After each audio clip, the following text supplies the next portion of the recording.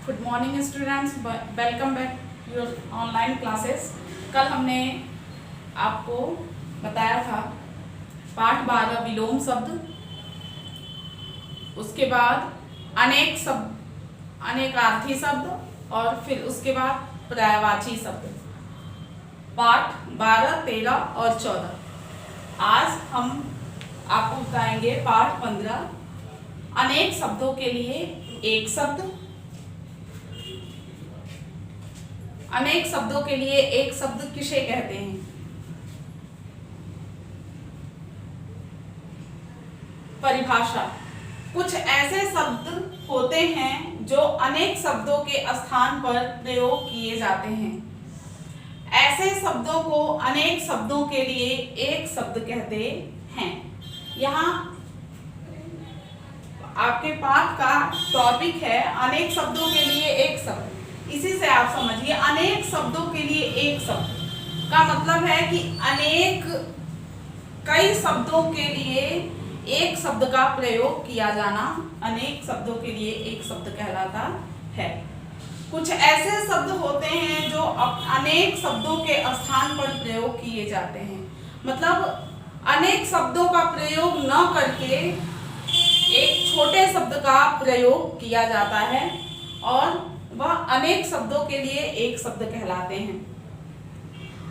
स्थान पर प्रयोग किए जाते हैं ऐसे शब्दों को अनेक शब्दों के लिए एक शब्द कहते हैं। जैसे जो पढ़ाता है, यदि हम किसी वाक्य में लिखते हैं पूरा जो पढ़ाता है, तो यहाँ 3 शब्द आया है, 3 शब्द आ रहा है और इसके लिए जो एक शब्द है वह है अध्यापक।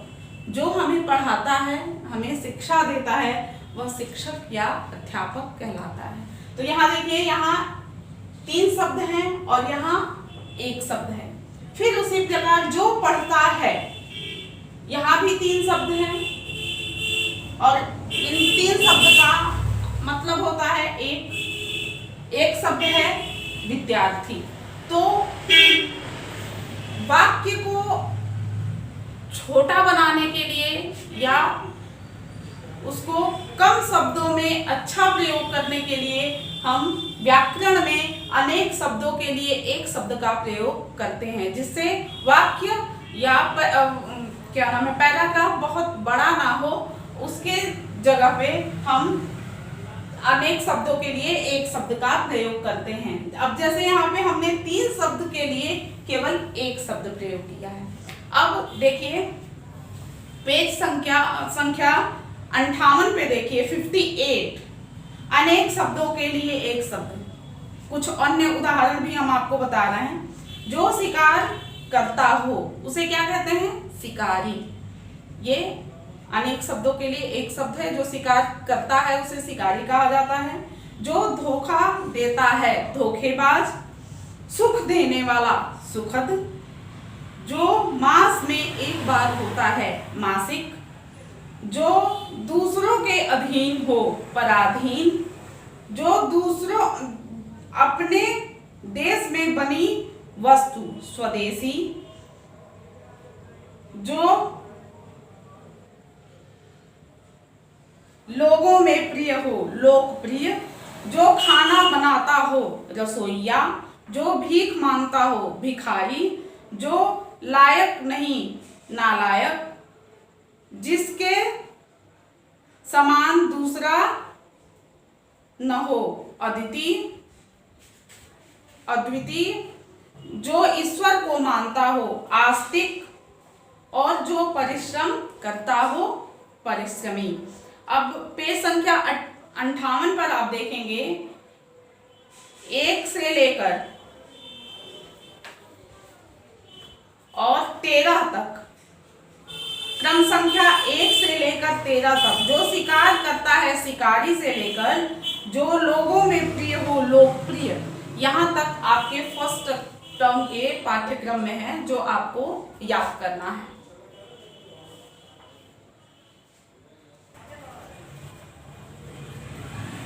पाठ 15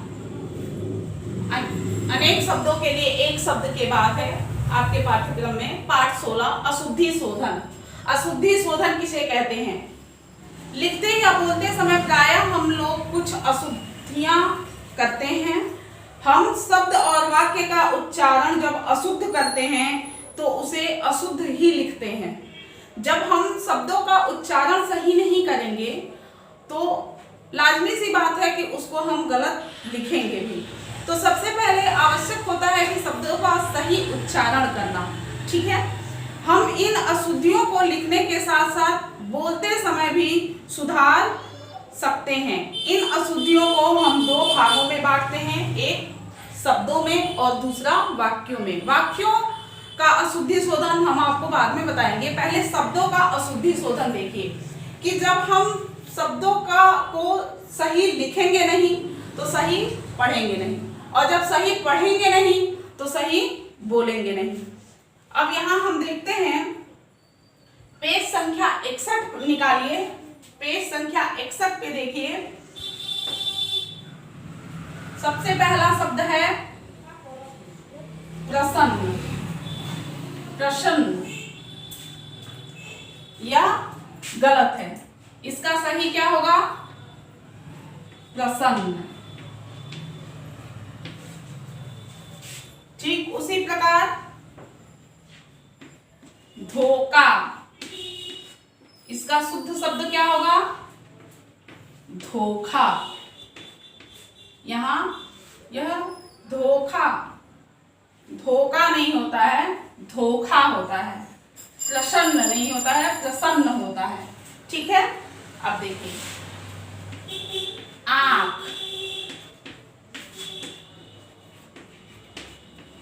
आंख समझ में आया?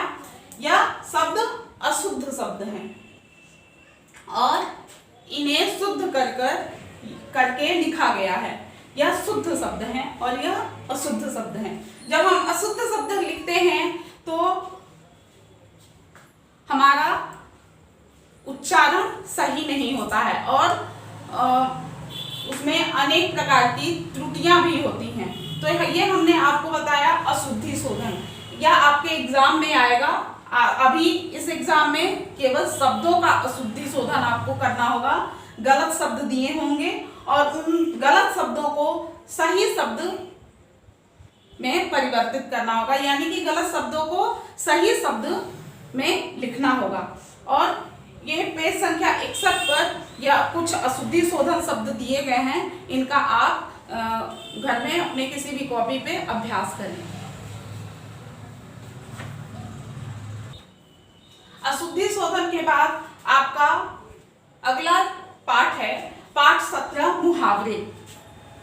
मुहावरे, मुहावरों का मतलब क्या होता है, जिसको इंग्लिश में हम इडियम्स भी बोलते हैं। ठीक है, इडियम्स का प्रयोग जो है वह किसी भी वाक्यांश को सुंदर बनाने के लिए और आकर्षित बनाने के लिए किया जाता है। मुहावरा की परिभाषा, सबसे पहले हम आपको मुहावरा की परिभाषा बताते हैं। वह वाक्यांश जिसका साधारण शब्दार्थ न लेकर कोई विशेष अर्थ ग्रहण किया जाए वह मुहावरा कहलाता है। परिभाषा पहले देख लीजिए। वह वाक्यांश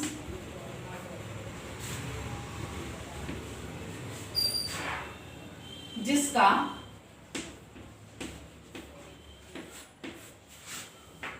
साधारण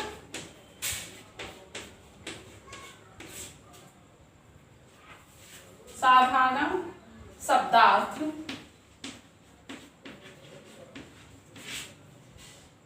न लेकर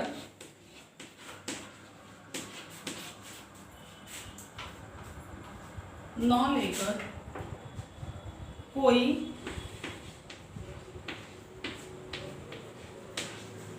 विशेष अर्थ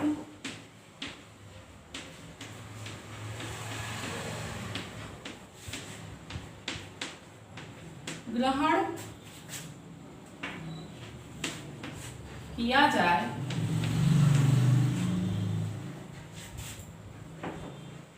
मुहावरा कहलाता है।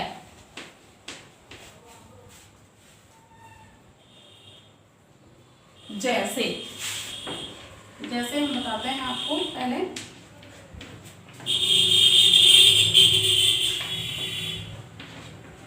ईद का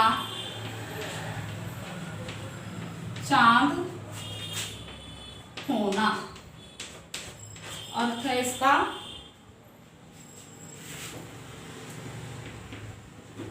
बहुत दिनों बाद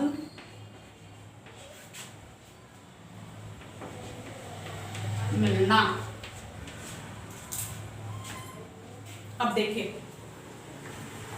वह वाक्यांश जिसका साधारण शब्दार्थ न लेकर कोई विशेष अर्थ ग्रहण किया जाए वह मुहावरा कहलाता है।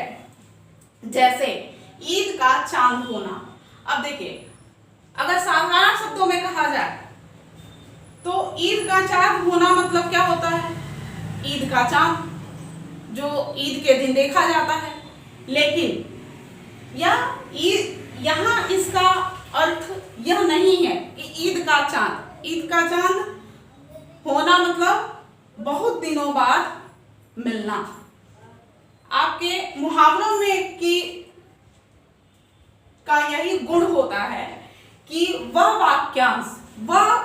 वाक्यांश जिसका साधारण अर्थ न मतलब जो लिखा हो वह उसका अर्थ ना हो। मतलब अब जैसे यहाँ लिखा है ईद का चांद होना, यहाँ लिखा तो ईद का चांद होना है, लेकिन इसका अर्थ ईद का चांद होना नहीं है। इसका अर्थ है बहुत दिनों बाद मिलना।